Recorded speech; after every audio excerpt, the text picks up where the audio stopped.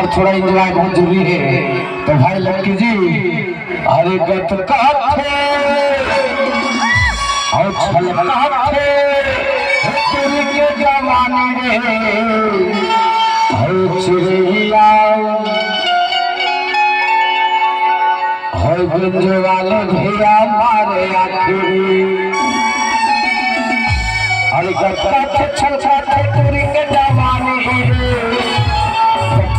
छलका ठकुरी के जमाने ये चिड़िया मारे आखिरी मारे आखिरी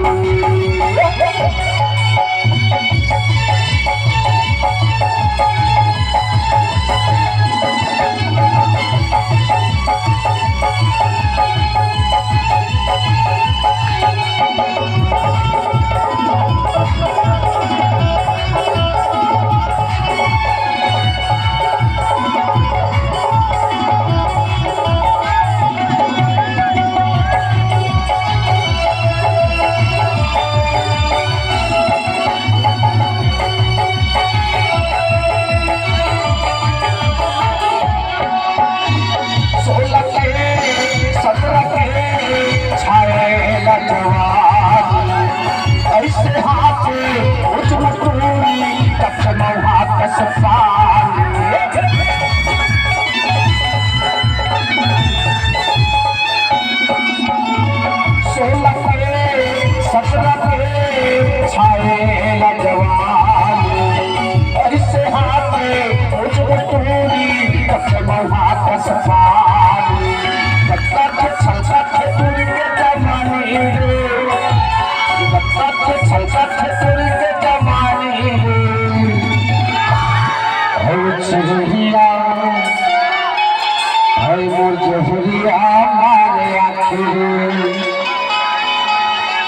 चिड़िया मारे आखिरी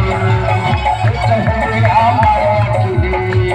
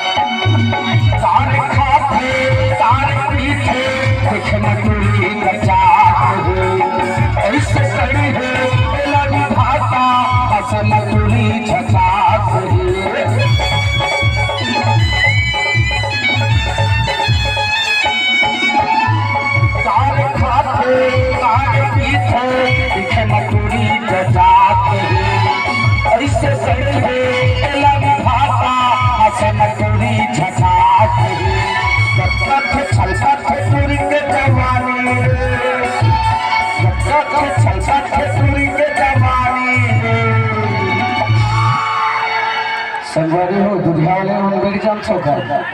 बेड़ जो बड़े भैया ये शुरुआत में रखे ये प्यारा सगी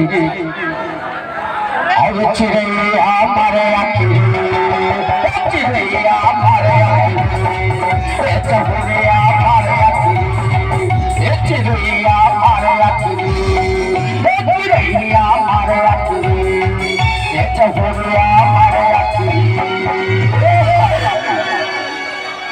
तो बहुत प्यारा सगी संगवारी